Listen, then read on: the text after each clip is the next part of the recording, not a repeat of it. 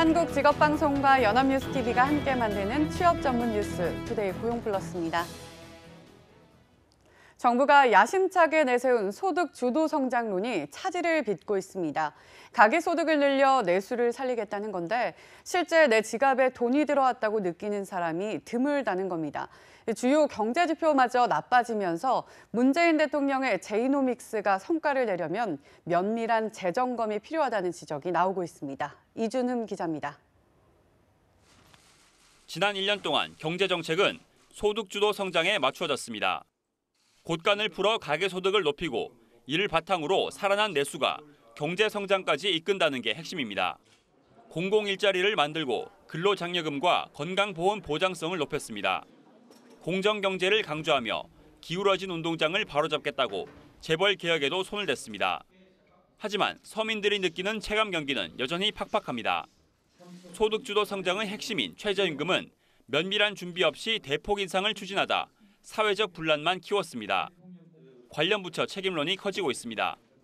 재계와 노동계, 소상공인, 어느 쪽에서도 환영받지 못하고 있습니다. 취업자 수, 경제 성장률 전망, 투자 전망, 집권 2년 차의 성과를 보여줘야 할 각종 경제 지표 역시 줄줄이 내리막길을 걸었습니다. 게다가 미국 금리 인상과 강대국의 무역 전쟁으로 가뜩이나 어려운 우리 경제는 그야말로 고래 싸움에 새우등 터진 꼴입니다. 나라 안팎 사정이 모두 여의치 않은 상황.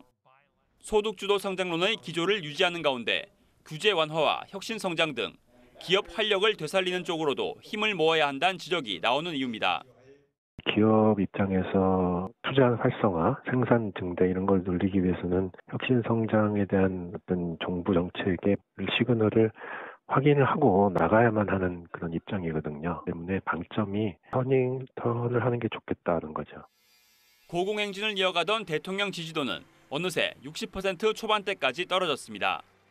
지금까지 남북 갈등 완화 등 외교 분야에서 성과를 거두어온 문재인 정부. 이제 최종 성적을 좌우할 경제 문제지를 받아들었습니다. 연합뉴스TV 이준흠입니다. 최저임금 52시간 근무제를 비롯해 한국 경제의 성패를 좌우할 모든 정책 과제가 연착륙하려면 사회적 공감대가 전제돼야 합니다. 이를 위해선 노사정 3자의 합의와 양보가 필요한데 노사정위원회는 조만간 본격 활동에 나서 경제 주체들의 소통과 협력을 이끌어낸다는 계획입니다. 박진영 기자의 보도입니다. 경제사회노동위원회, 경사노위로 이름을 바꾼 노사정위원회는 책임이 막중합니다. 현실 정치보다도 더 먼 곳을, 더 넓은 곳을, 더 깊은 곳을 볼 수 있는 그러한 성숙한 사회를 만들 수 있는 장치라고 봐야 되겠죠. 경사노위는 사회안전망 구축, 4차 산업혁명 대응, 산업안전대책, 법제도 개선까지 범위를 넓혀 경영자와 노조, 정관계가 함께 사회적 합의를 도출하는 역할을 해야 합니다. 하지만 개점 한 달째 휴업 상태, 양대 노조 중 민주노총이 참석하지 않고 있기 때문입니다. 민주노총 출신인 문성현 경사노위 위원장은 곧 결단을 내릴 생각입니다. 민주노총과는 이제 꾸준히 서로 관계를 모색하면서 민주노총이 참여하지 못하더라도 일단은 나머지 분들과 함께 경제사회노동위원회 회의를 정상화시킬 계획입니다. 늦어도 9월에는 문재인 대통령이 참석한 첫 번째 공식 회의를 개최할 것이라고 강조했습니다. 당면 과제는 최저임금의 연착륙입니다. 협상을 하면 결과를 도출할 수 있다는 믿음이 있으면 더 협상을 하는데 그게 없으니까 투표를 하잖아요. 이렇게 하면 집행력이 떨어지는 거죠. 문 위원장은 최저임금 논란도 하위점을 찾아갈 것으로 내다봤습니다. 체계 문제도 일단 제기됐고 못지않게 중요한 거는 중소영세 소상공인들의 지불 능력 문제예요. 제기된 문제를 정리하고 나면 내년에는 훨씬 정리된 속에서 최저임금 논의가 진행될 것이다. 최근 현대중공업 등 파업에 대해서는 국민이 우려할 일이 생기지 않도록 역할을 다할 것이라며 사회적 합의를 위해 최선을 다하겠다고 강조했습니다. 연합뉴스TV 박진영입니다. 문재인 정부 경제정책의 새 축인 소득 주도 성장과 혁신 성장, 공정경제 등이 맞물려 돌아가지 못하면서 정책이 힘을 얻지 못하고 있습니다. 향후 개각과 맞물려 컨트롤타워를 일원화하고 힘을 실어줘야 한다는 지적이 나옵니다. 김동욱 기자입니다. 가파른 최저임금 인상과 기업의 투자 위축 등에 대해 정부가 제때 적절한 처방을 하지 못했고 결국 우리 경제에 부담으로 돌아왔습니다. 경제를 운영하는 입장에서 와서 하반기 경제 운영에서 이번에 최저임금 오르는 것이 부담으로 작용되지 않을까 하는 우려가 있는 것 또한 사실입니다. 이는 정부의 경제정책 세 축이 따로 굴러가고 있는 것과 무관치 않다는 지적이 나옵니다. 소득주도 성장은 장하성 청와대 정책실장, 혁신성장은 김동연 부총리, 공정경제는 김상조 공정거래위원장이 주도하다 보니 국민과 시장에 보내는 시그널이 제각각이란 겁니다. 경제정책의 가장 기본은 시장과 국민들한테 시그널을 정확하게 내려줘야 합니다. 그래야지 기업이 거기에 맞추고 국민들이 기대하고 그런 건데 목소리가 전부 제각각이니까. 그러나 대통령이 경제부총리하고 정책 방향 조율을 하고 그리고 그것을 내각에서 집행하고 경제정책의 주도권, 즉 경제정책의 컨트롤 타워를 경제부총리 중심으로 재편해야 할 것입니다. 정책의 성공과 실패의 무한 책임이 내각에 있다는 점을 잊지 말기 바랍니다. 문재인 정부 2기 개각이 임박한 가운데 일자리 노사 문제에 책임을 부여하고 혁신 성장에 힘을 싣는 방향으로 가되 청와대와 내각이 단일팀으로 움직일 수 있도록 근본적으로 경제팀을 재편해야 한다는 목소리가 커지고 있습니다. 홍종학 중소벤처기업부 장관 임명 당시에도 드러났던 것처럼 빈약한 인재풀이 문제인 만큼 적임자를 배치하기 위한 초당적 인사 등용 필요성이 강하게 제기되고 있습니다. 연합뉴스TV 김동욱입니다. 경영계가 내년도 시간당 최저임금 10.9% 인상 결정에 불복해 재심의를 요청할 방침입니다. 고용노동부가 이를 받아들일지 주목됩니다. 강은나래 기자입니다. 내년도 최저임금 10.9% 인상 결정에 불복해 중소기업중앙회와 한국경영자총협회가 이번 주 중 이의제기 신청을 하기로 했습니다. 고용노동부가 최저임금안을 고시함에 따라 10일 안에 노사 어느 한쪽이든 재심의를 요청할 수 있습니다. 법적 합리성이 인정되면 고용부 장관은 최저임금위원회에 재심의를 요구합니다. 하지만 최저임금 제도가 시행된 1987년 이래 꾸준히 재심의 요청이 있었음에도 실현된 적은 한 번도 없습니다. 고용부는 그동안 절차적 하자가 없다는 이유로 노사 어느 쪽의 재심의 요구도 수용하지 않았습니다. 전문가들의 전망도 전례에 기초합니다. 특히 대통령이 최저임금 10,000원 공약 실현이 어려워졌다고 사과까지 한 상황에서 행정부가 재심의 결정을 내리기는 현실적으로 어렵다는 관측입니다. 재심의 결정 시 또 다른 사회적 혼란을 초래할 것이라는 우려도 나옵니다. 사회적 논란은 있지만 의결 정족수를 충족시킨 상태에서 결정이 됐기 때문에 재심의하는 것보다는 여러 가지 부작용이나 문제점들을 개선하기 위한 방법 모색에 이해관계자들이 집중하는 것이 바람직할 것 같다. 시간당 8,350원으로 확정된 내년도 최저임금은 이의 신청 기간을 거쳐 다음 달 5일까지 고용부 장관이 최종 확정 고시하면 내년 1월 1일부터 효력이 생깁니다. 연합뉴스TV 강은나래입니다. 영세 자영업자와 소상인 대다수가 내년 최저임금을 감당하기 어려워 직원 축소 등을 고려하는 것으로 조사됐습니다. 중소기업중앙회는 영세 자영업자, 소상인 300명을 대상으로 실시한 의견 조사에서 내년도 최저임금을 감내하기 어렵다고 말한 응답자 비율이 74.7%에 달했다고 밝혔습니다. 작년과 비교해 올해 상반기 매출 악화 등으로 경영 위기에 처했다고 답한 응답자는 75.3%였습니다. 위기 상황 돌파 방안으로 직원 축소를 답한 사람이 53.1%로 가장 많았고 메뉴 개발, 비용 절감 등 시장 친화 노력, 가격 인상이 뒤를 이었습니다. 학교를 떠나 본격적으로 사회활동을 시작한 청년 중 건설 노동 등 단순 노무직 비중이 관련 통계가 집계된 2004년 이후 최고치를 기록했습니다. 통계청에 따르면 학교를 졸업하거나 중퇴한 청년층 중 단순 노무에 종사하는 청년은 올해 5월 기준으로 1년 전보다 2만 7천 명 늘어난 25만 3천 명이었습니다. 졸업, 중퇴 청년의 단순 노무직 비중은 전체의 7.7%로 관련 통계가 집계되기 시작한 2004년 이후 가장 높았습니다. 글로벌 금융위기 당시인 2009년 5월에도 졸업, 청년층 단순 노무직이 23만 7천 명까지 치솟았지만 비중은 7.0% 수준이었습니다. 4,500원 담배 한 값을 카드로 계산할 시 가맹점주에게는 4.5%꼴인 204원이 돌아가는 것으로 나타났습니다. 전국 편의점 가맹점 협회에 따르면 4,500원 담배 한 값의 전체 이익은 9%인 405원에 달합니다.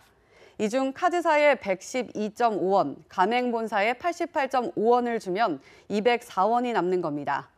편의점 업계는 나라에서 거두는 세금에 대한 카드 수수료를 본인들이 부담하는 것은 부당하다고 주장합니다.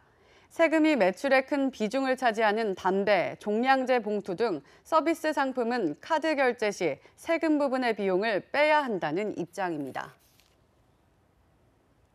계약을 해지하려는 가입자들에게 파산을 이유로 일부러 환급금을 돌려주지 않는 상조 업체들이 제재를 받았습니다.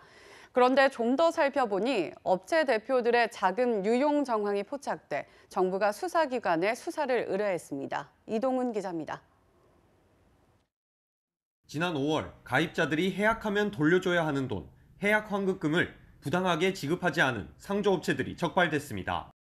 없어서 못 준다던 핑계를 댔었는데 추가로 조사를 해보니 배임, 횡령 등의 의혹이 드러났습니다. A업체 대표는 회사가 환급금을 제대로 돌려주지 못할 우려가 수차례 드러났음에도 돌려줄 수단을 마련하지 않은 채 회사로부터 15억 원을 빌렸고, 주주로 등록된 전 대표에게는 회사 손실로 회계를 처리한 뒤 18억 원을 빌려줬습니다. 개발자금 명목으로 돈을 유용하려 한 정황도 포착됐습니다. B업체 대표는 회원관리 시스템을 개발하겠다며 자신이 대표로 있는 다른 업체에 무려 48억여 원을 지워줬습니다. 그러나 시중에선 월 400만 원 정도를 주면 사용할 수 있는 프로그램이 이미 존재했습니다. 이 업체 대표들은 경찰 조사를 받게 됐습니다. 대표이사들의 업무상 배임 및 횡령 혐의 등 의혹에 대하여 관할 경찰서에 수사를 의뢰하였습니다. 취득한 이득이 5억 원을 초과하기 때문에 특정경제범죄 가중처벌 등에 관한 법률이 적용될 수 있는. 공정거래위원회는 소비자들에게 상조업체가 환급금 지급을 거절하거나 영업일 사흘 안에 돈을 돌려주지 않으면 관할 공정거래사무소로 신고해주길 당부했습니다. 연합뉴스TV 이동훈입니다. 네 캔에 10,000원 하면 수입 맥주 떠올리시는 분들 많을 겁니다. 그런데 최근 국산 맥주와 수입 맥주의 세금 매기는 방식이 달라 이를 공평하게 바꿔야 한다는 논의가 나오고 있는데요. 하지만 주세가 바뀌어도 이런 행사들은 지속될 것으로 보입니다. 정인용 기자가 짚어봤습니다. 매출이 3천억 원에 달하는 수입 맥주, 시장 점유율도 가파르게 상승하고 있습니다. 주머니 부담이 적은 4캔에 10,000원이나 6캔에 10,000원, 수입 맥주 행사는 이 같은 추세를 가속화하고 있습니다. 그런데 최근 주세 체계를 현행 종가세에서 용량에 따라 매기는 종량세로 개편한다는 논의가 나오면서 이런 행사들이 사라지는 것 아니냐는 우려가 제기되고 있습니다.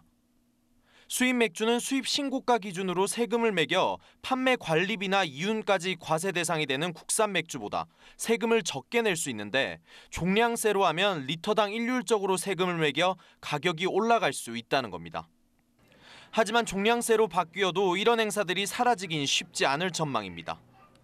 현재 리터당 800원에서 900원 사이의 주세를 부과하는 안이 유력한데, 이렇게 돼도 모든 맥주의 세금이 오르는 게 아니라 국가에 따라 또 제품에 따라 내려가는 품목이 있기 때문입니다. 실제 최종 가격을 정하는 유통업계도 수입 맥주의 고객 유인 효과를 감안해 행사가 지속될 것으로 내다보고 있습니다. 주세법이 바뀌어도 지금까지 진행되어온 마케팅 행사가 고객 유인 효과가 크기 때문에 이런 행사 지속될 것으로 보이고, 또한 상품을 여러 가지 변경해서 또 가격을 올리면 이미 저렴한 수입 맥주에 익숙해진 소비자들의 반발도 적지 않을 것이란 점도 이 같은 전망에 무게를 싣고 있습니다. 연합뉴스TV 정인용입니다.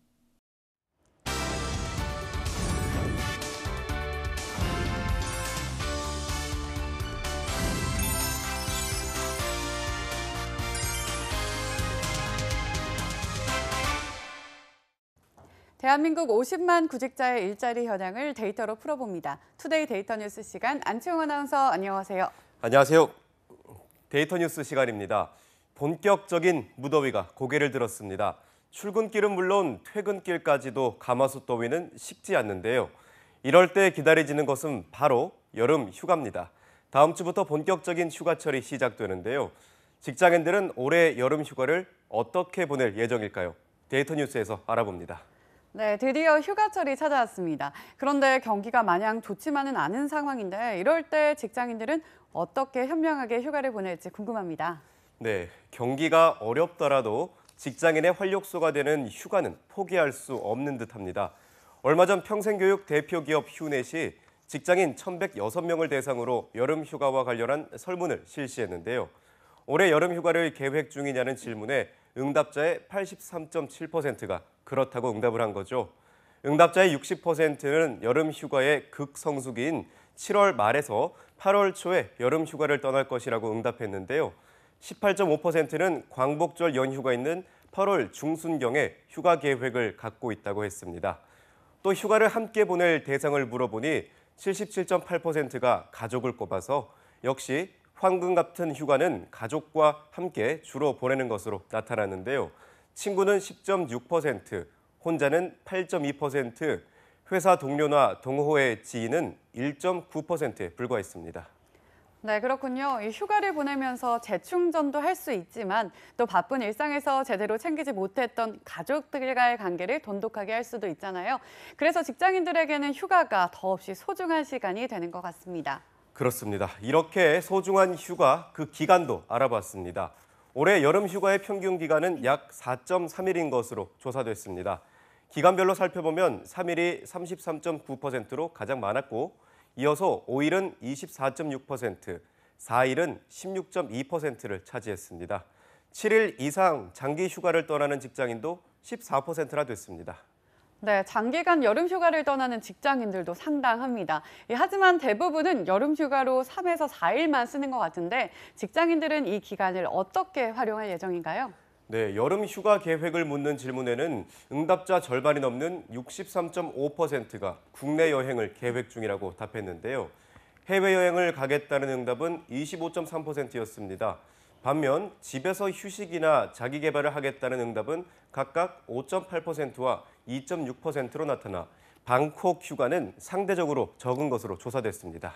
네, 그렇군요. 그런데 이렇게 여행을 가게 되면 지출도 정말 상당할 것 같은데요. 그렇습니다. 올해 여름 휴가 때 직장인들은 평균 59만 6천 원을 사용할 계획으로 조사됐는데요.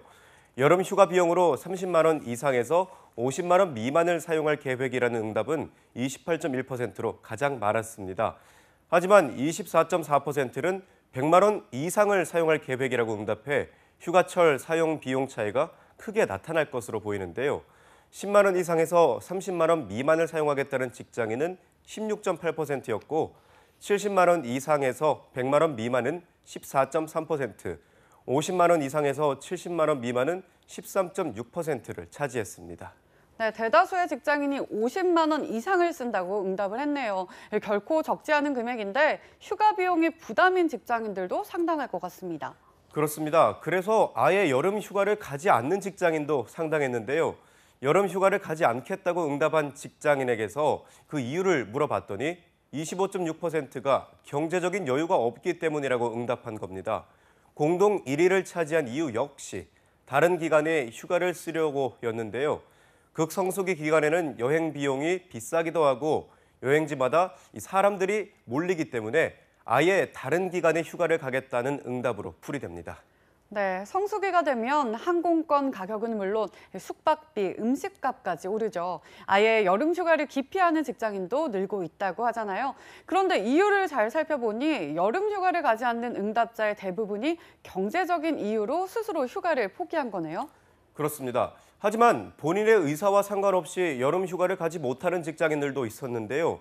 여름 휴가를 가지 못하는 이유의 13.3%는 회사 업무가 너무 많아서였고 5.6%는 주위에 휴가 쓰는 사람이 없어서 또 3.3%는 회사 사정이 어려워 눈치가 보여서로 나타나 이 휴가를 가고 싶어도 회사 사정이 어쩔 수 없기 때문에 휴가를 포기하는 직장인들도 상당수인 것으로 조사됐습니다. 네, 다음 주부터 본격적인 휴가철이 시작됩니다. 이 방송을 보시는 분들 중에도 어쩔 수 없는 이유로 여름 휴가를 가지 못하는 분들도 있을 텐데요. 고용 플러스와 함께 하시죠. 저희가 핫하고 유용한 정보로 여러분께 시원한 일상을 선물해 드리겠습니다. 지금까지 데이터 뉴스 시간 안치홍 아나운서였습니다. 고맙습니다. 고맙습니다. 지금까지 투데이 고용 플러스였습니다. 오늘 저희가 준비한 내용은 여기까지입니다. 함께해 주신 여러분 고맙습니다.